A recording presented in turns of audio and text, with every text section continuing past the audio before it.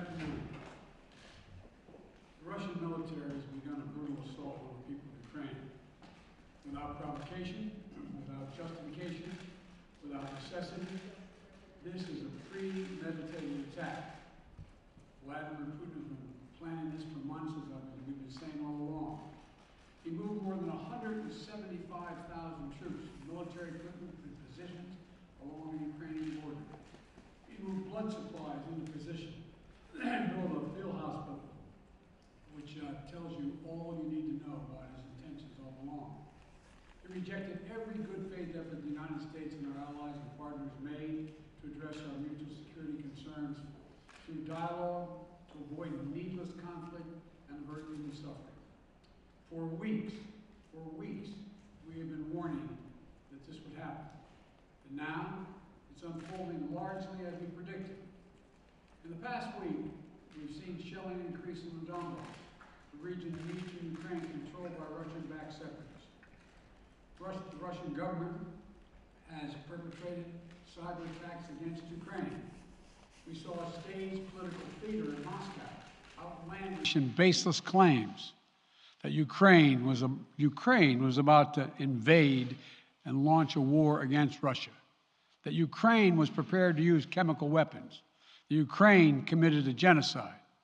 Without any evidence, we saw a flagrant violation of international law in attempting to unilaterally create two new so-called republics on sovereign Ukrainian territory.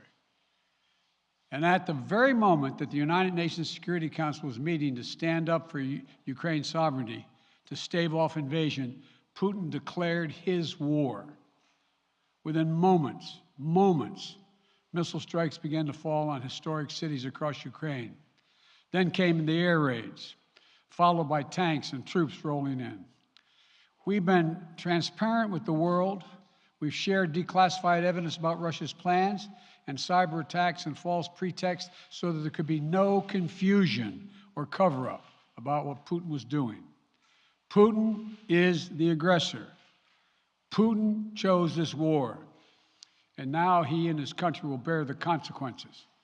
Today, I'm authorizing additional strong sanctions and new limitations on what can be exported to Russia. This is going to impose severe cost on the Russian economy, both immediately and over time. We have purposely designed these sanctions to maximize the long-term impact on Russia and to minimize the impact on the United States and our allies. I want to be clear, the United States is not doing this alone. For months, we've been building a coalition of partners representing well more than half the global economy. 27 members of the European Union, including France, Germany, Italy, as well as the United Kingdom, Canada, Japan, Australia, New Zealand, and many others, to amplify the joint impact of our response. I just spoke with the G7 leaders this morning, and we're in full and total agreement. We will limit Russia's ability to do business in dollars, euros, pounds, and yen to be part of the global economy. We'll limit their ability to do that. We're going to stunt the ability to finance and grow the Russian military.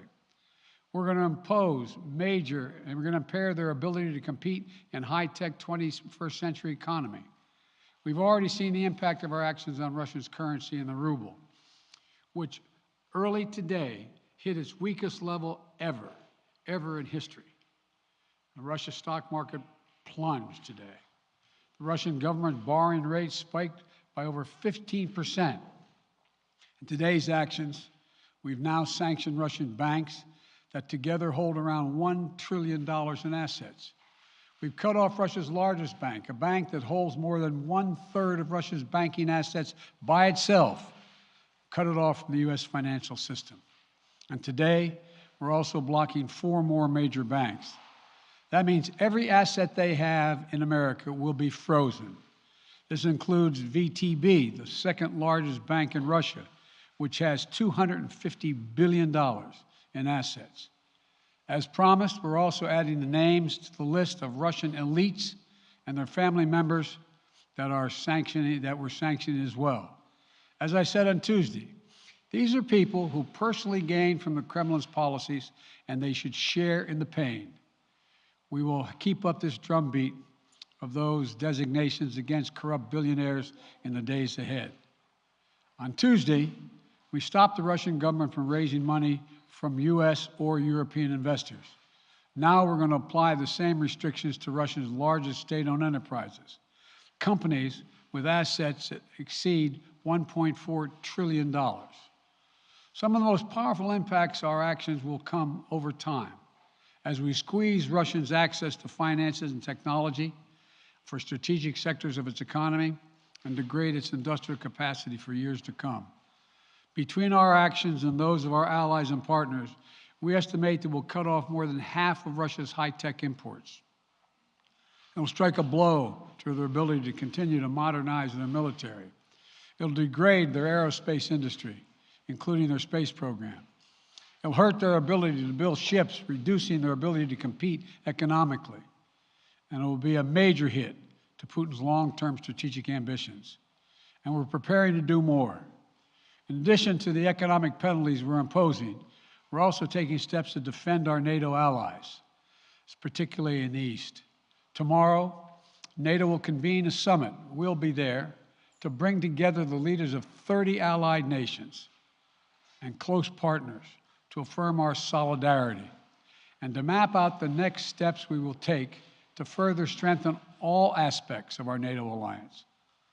Although we provided over $650 million in defensive assistance to Ukraine just this last year, let me say it again. Our forces are not and will not be engaged in the conflict with Russia in Ukraine. Our forces are not going to Europe to fight in Ukraine, but to defend our NATO allies and reassure those allies in the East. As I made crystal clear, the United States will defend every inch of NATO territory with the full force of American power.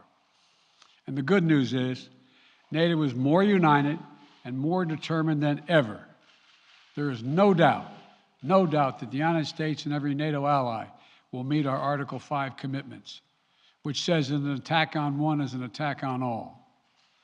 Over the past few weeks, I ordered thousands of additional forces to Germany and Poland as part of our commitment to NATO. On Tuesday, in response to Russia's aggressive action, including its troop presence in Belarus and the Black Sea, I've authorized the deployment of ground and air forces already stationed in Europe to NATO's eastern flank allies, Estonia, Latvia, Lithuania, Poland, and Romania. Our allies have also been stepping up, adding the other allies, the rest of NATO, adding their own forces and capabilities to ensure collective defense. And today, within hours of Russia's unleashing its assault, NATO came together and authorized and activated an activation of response plans. This will enable NATO's high readiness forces to deploy and when and where they are needed to protect our NATO allies on the eastern boundaries of Europe. And now I'm authorizing additional U.S. force capabilities to deploy to Germany as part of NATO's response, including some of the U.S.-based forces that the Department of Defense placed on standby weeks ago.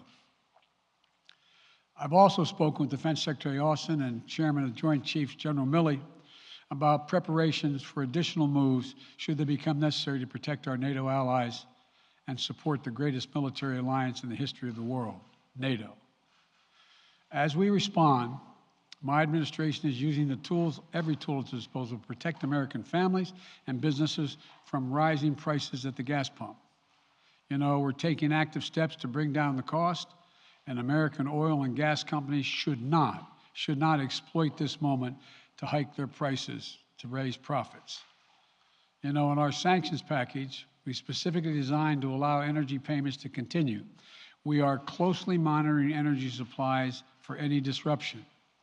We've been coordinating with major oil-producing and consuming countries toward our common interest to secure global energy supplies.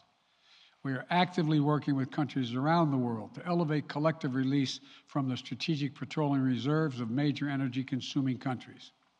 And the United States will release additional barrels of oil as conditions warrant. I know this is hard and that Americans are already hurting. I will do everything in my power to limit the pain the American people are feeling at the gas pump. This is critical to me. But this aggression cannot go unanswered. If it did, the consequences for America would be much worse.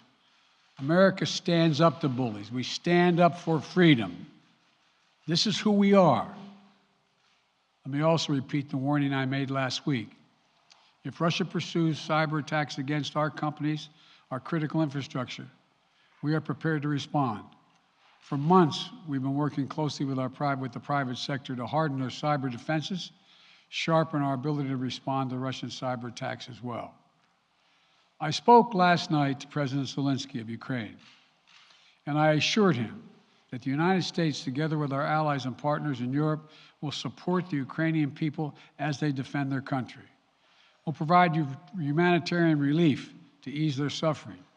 And in the early days of this conflict, Russia propaganda outlets will keep trying to hide the truth and claim success for its military operation against a made-up threat. But history has shown, time and again, how swift gains in territory eventually give way to grinding occupations, acts of mass civil disobedience, and strategic dead ends. The next few weeks and months will be hard on the people of Ukraine. Putin has unleashed a great pain on them, but the Ukrainian people have known 30 years of independence. They have repeatedly shown that they will not tolerate anyone who tries to take their country backwards. This is a dangerous moment for all of Europe, for the freedom around the world. Putin has committed an assault on the very principles that uphold the global peace. But now, the entire world sees clearly what Putin and his Kremlin allies are really all about. This was never about a genuine security concerns on their part. It was always about naked aggression, about Putin's desire for empire by any means necessary, by bullying Russia's neighbors through coercion and corruption, by changing borders by force, and ultimately by choosing a war without a cause. Putin's actions betray his sinister vision for the future of our world, one where nations take what they want by force. But it is a vision that the United States and freedom-loving nations everywhere will oppose with every tool of our considerable power. The United States and our allies and partners will emerge from this stronger, more united, more determined, and more purposeful. And Putin's aggression against Ukraine will end up costing Russia dearly, economically and strategically. We will make sure of that. Putin will be a pariah on the international stage.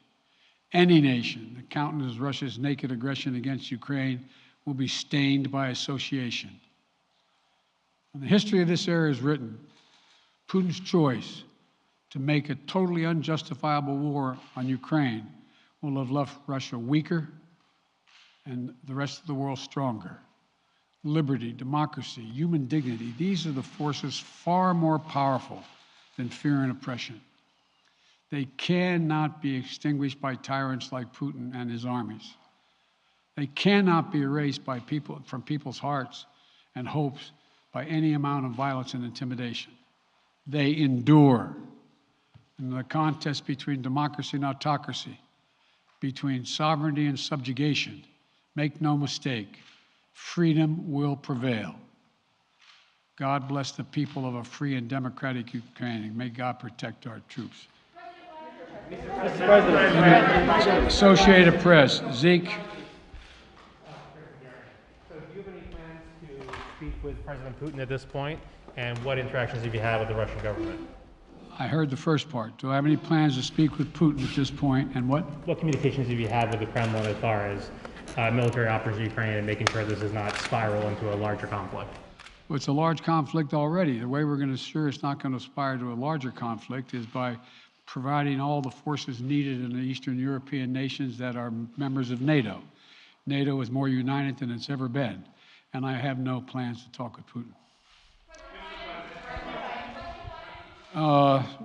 Wall Street Journal, Tarina. Mr. President, you didn't mention SWIFT in your sanctions that you announced. Is there a reason why the U.S. Isn't doing that? Is there a disagreement among allies regarding SWIFT and whether Russia should be allowed to be a part of it? The sanctions that we have proposed on all their banks are of equal consequence, maybe more consequence than SWIFT, number one. Number two, it is always an option, but right now that's not the position that the rest of Europe wishes to take. Cecilia Vega, ABC. Sir, sanctions clearly have not been enough to deter Vladimir Putin to this point. What is going to stop him? How and when does this end? And do you see him trying to go beyond Ukraine? And a second question I'll just give to you now. This statement that he gave last night, the threat that he gave, the West will face consequences greater than any you have faced in history. Is he threatening a nuclear strike? I have no idea what he's threatening. I know what he has done, number one. And number two, no one expected the sanctions to prevent anything from happening. It has to show, this is going to take time, and we have to show resolve so he knows what's coming. And so the people of Russia know what he's brought on them. That's what this is all about. This is going to take time. It's not going to occur, he's going to say, oh my God, these sanctions are coming, I'm going to stand down. He's going to test the resolve of the West to see if we stay together, and we will. We will, and it will impose significant costs on him. Will he go beyond Ukraine, sir? Do you see him going beyond? Yes. Two topics, just really quick. First, markets are down and gas prices are up. I know you always stress the difference between Wall Street and Main Street, but everybody seems to be in for some economic pain. How economically painful is it going to get for people in this country? And I do have one more question. First of all, there's no doubt that when a major nuclear power attacks and invades another country, that the world is going to respond, and markets can respond all over the world. So there's no doubt about that, number one. Number two, the notion that this is going to last for a long time is highly unlikely as long as we continue to stay resolved in imposing the sanctions we're going to impose on Russia, period. What's the next question? I'm sorry. The next question is, did you underestimate Putin, and would you still describe him the way that you did in the summer as a worthy adversary? At the time, he was, I made it clear, as an adversary, and I said he was worthy. I didn't underestimate him. And I've read most of everything he's written. Did you read I shouldn't, I'm not being a wise guy. You heard the speech he made, almost an hour's worth of speech is why he was going into Ukraine. He has much larger ambitions in Ukraine. He wants to, in fact, reestablish the former Soviet Union. That's what this is about. And I think that his ambitions are completely contrary to the place where the rest of the world has arrived. And with these ambitions, you're confident that these devastating sanctions are going to be as devastating as Russian missiles and bullets and tanks? Yes, Russian bullets, missiles, and tanks in Ukraine. Yes, I am. Thank you, President Biden. If sanctions cannot stop President Putin, what penalty can? I didn't say sanctions couldn't stop him. You've been talking about the threat of these sanctions for several weeks now. Yes, but the threat of the sanctions and imposing the sanctions and seeing the effect of the sanctions are two different things. They're two different things. And we're now he's going to begin to see the effect of the sanctions. And what will that do? How will that change his mindset here, given he's because attacking it will so Ukraine as weaken we his speak? country that he'll have to make a very, very difficult choices of whether to continue to move toward being a second-rate power or, in fact, respond. You said in recent weeks that big nations cannot bluff when it comes to something like this. You recently said that the idea of personally sanctioning President Putin was on the table. Is that a step that you're prepared to take? And if not, it's not a bluff, it's on the table. Sanctioning President Putin? Yes. Why not sanction him today, sir? Mr. President? Why not sanction him today, sir?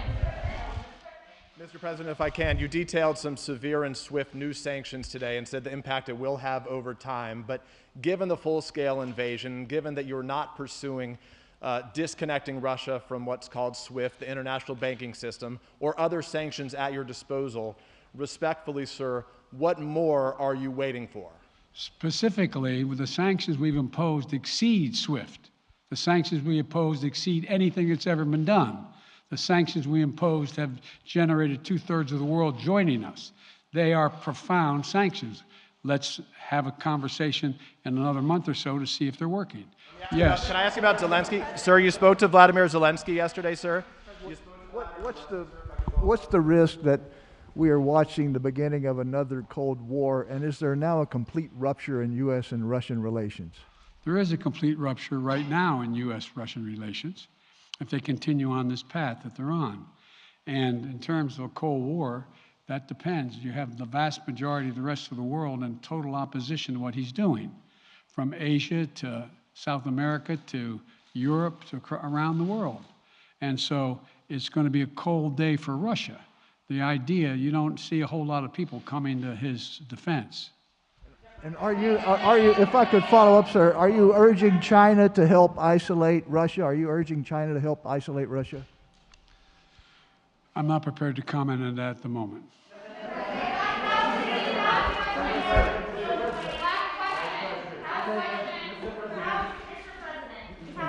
No.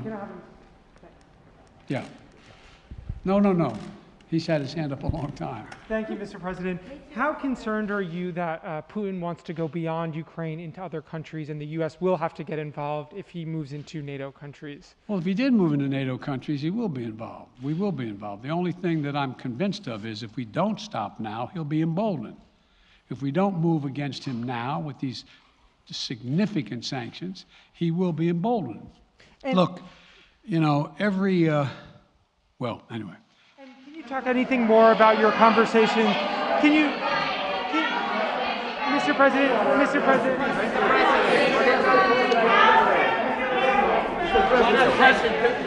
Why not sanction Putin directly today? I'm sorry, I can't hear you. Sir, India, which is a major defense partner of the United States, is India fully with you on the issue of Ukraine and Russia? Does the Defense Department of the United States... Sir, India is one of your major defense partners. Is India fully in sync with the United States on Russia? We're in consultation with India today. We haven't resolved that completely. One more question. Okay, thank you all very much. Thank you.